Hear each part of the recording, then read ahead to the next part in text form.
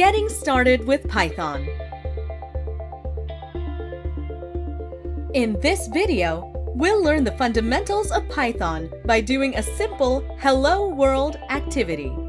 After that, we'll talk about print and string. Let's start. First, let's open up PyCharm. Click Create New Project. Name your project. For example, Python project. Now let's create our very first Python program. Click New. Click Python File. Type the code shown here. Click the Run button at the top of the page. Hello World should appear at the console. Nice! You've just finished your first Python project.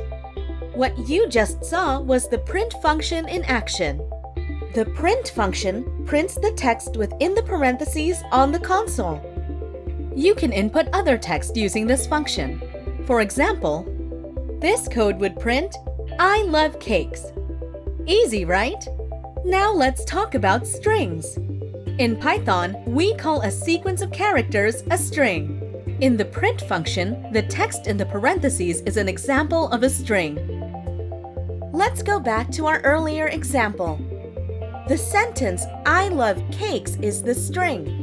And if you use single quotes instead of double, the effect will be the same. This will still print the string, "I love cakes," on the console. Well done! That concludes our discussion. Let's have a quick recap.